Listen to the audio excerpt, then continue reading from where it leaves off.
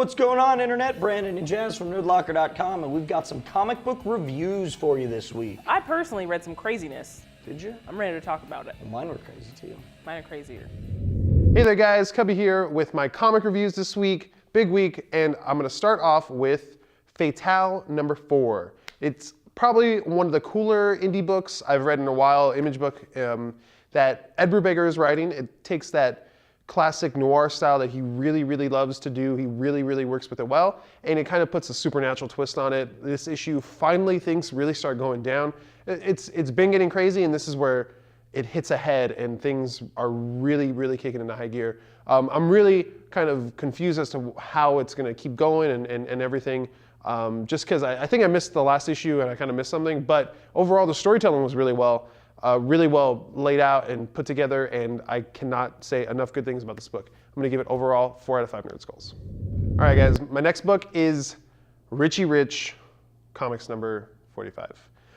It's kind of a light week this week, I'll be honest, and I figured, hey, I'd seen the movie with Macaulay Culkin, I might as well read it, right, because I know what it's about. Yeah, I had no idea what it was about. It was really actually an old school book, so I kind of give it cool props for that it was like set up in the way that classic comics would be, something from the 60s, 70s, even like the early 80s, the way they put the panels set up, and it was very classic in terms of very rigid, but when they did mess around with stuff, you can see that old-timey influence. If you read a lot of old comics, you kind of know what I'm talking about. Other than that, storytelling, it was written for a 4-year-old.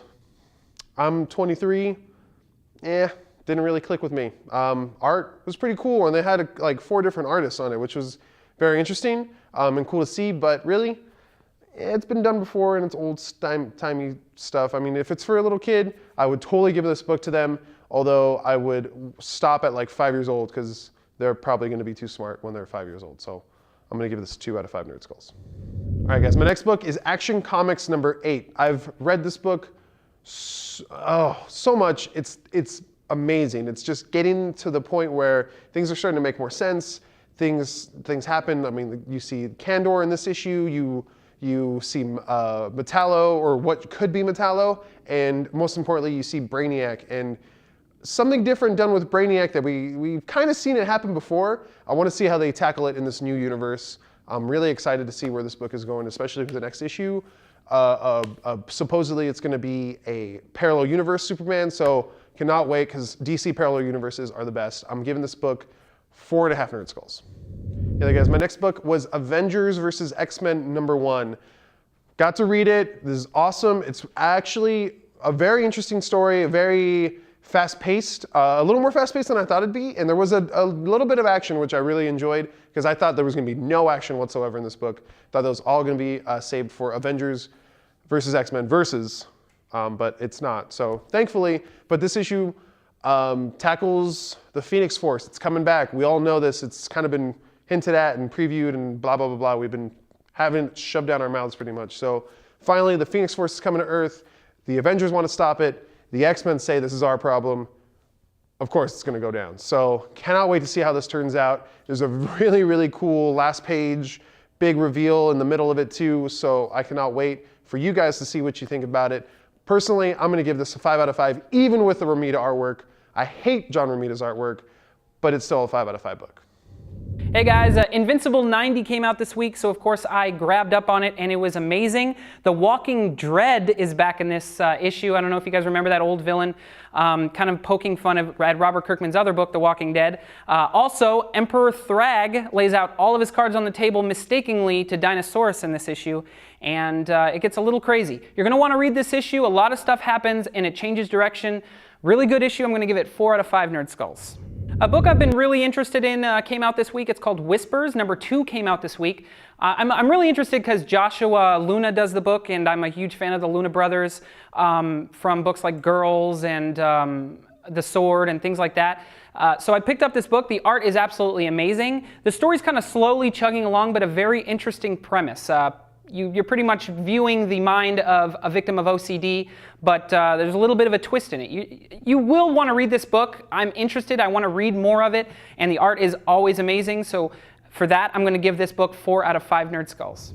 What's going on, nerds? I got to read Swamp Thing number 8 this week. This has been an awesome book, and I've been patiently waiting to see Swamp Thing, and now we have, and he looks awesome. And you know what else he does? He throws down with the rot, which is what I've been waiting for. Reading Animal Man as well. I know they're working up for a big crossover, which I cannot wait to see how they do this.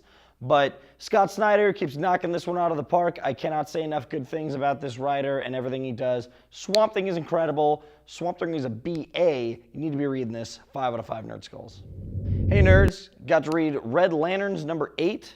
It's been a good book. Kind of lowered expectations than I had for it. It's still not bad though. I really like that we finally have a Red Lantern from Earth, and this issue is very focused on him and what he's going through and what he's experiencing. He kind of has more of a sound mind, because I want to say he's a little more well thought together than usual with the Red Lantern. So he's kind of, more focused. He's kind of fighting through the Red Lantern things. I think he realizes, what he is, and just he's afraid of it. And I kind of like what they're doing with that. I like to see more of an inner struggle, because you really haven't gotten to see that with the Red Lanterns. It's just violence and anger and rage. So this is a very neat take. I am going to keep reading this. Pick it up if you get a chance. I'm giving it 3.5 out of 5 Nerd Skulls. All right, I got to read Chew number 25. This is such a fun book. Very serious, this one, though. No one can find Tony Chew, but his girlfriend, Amelia, is not stopping there. Going to find out what she can. And she's a little smarter than you give her credit for, so she more or less finds Tony. The issue ends on a very serious note with Tony, but we got a really cool surprise at the end of this. There's also some Easter eggs in there, especially the scene with the theater. Blues Brother, Illinois Nazi, little reference there, pretty cool. Really fun book. I'm giving this 4 out of 5 Nerd Skulls. 3, 2. Hey nerds, Steven here, and I just finished reading Voltron Year One, number 1. Let me start off by saying, I never watched the original show, I don't know much about it, but I decided to read it so that way, because if you're already a fan, you know you're going to pick it up. If you're not though, this gives you an aspect of it, and I say pick it up. It was extremely good, great action, great storyline, so well developed, great characters. I actually really enjoyed this, and I'm going to give it 4.5 out of 5 Nerd Skulls. Really good. 3, 2. I just finished reading Jennifer Blood, number 11, and it's getting right into the finishing of this story arc where the big action is happening, and it's revealing some really cool stuff, like the tension that her second life has on her marriage and her family, as well as these crazy weapons she's pulling out to pull out this big mission. Really fun, really exciting. 4 out of 5 Nerd Skulls. Cool. And your pick? Oh yeah. 3, 2. Hey there nerds, Jasmine here with my comic reviews for the week. First up is the Hulk number 50. So I decided to jump back on the Hulk bandwagon and see what was going on. Use a little recap to kind of figure out what was up, and went from there. It's pretty easy to just latch on to what's going on. It's Thunderbolt Ross, we all called it. Anyway, I enjoyed this book, the art's solid. It was just nice to see a Hulk story again, I guess, because I'd been so far removed, especially because you sort of get a peek at the Avengers and Doctor Strange, and you get to see Betty for a little bit. And so it's more of a personal side of things, which I enjoyed a lot. And this issue had a lot of ghosts and creepy things in it, so it was actually pretty enjoyable. I'm going to give it 3.5 out of 5 Nerd Skulls. I want to read the next issue, so check it out. 3, 2. Next up is Danger Club number 1 from Image Comics. I was very hesitant to read this because a lot of weird books come out of Image and they're not always great, but this is a great indie book. The art's freaking awesome. It's not super realistic or too cartoony. It's just perfect. And you live in a world where, what if all the world's superheroes, all your mentors, all your parents went to fight the greatest evil in space and then never came back? What would happen when kids rule the earth and the strongest kid tries to take power and become God for everyone?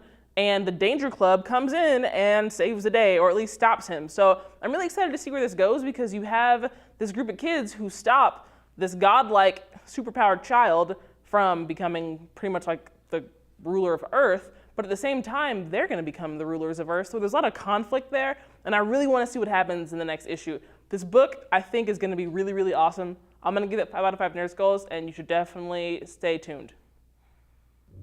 All right, that's going to do it for comic book reviews this week. But until next week, be sure to check us out on Twitter, Facebook, and YouTube, and Nerdlocker.com for all your nerdy news. I'm Jasmine. And I'm Brandon, and we'll see you next week for even more comic book reviews.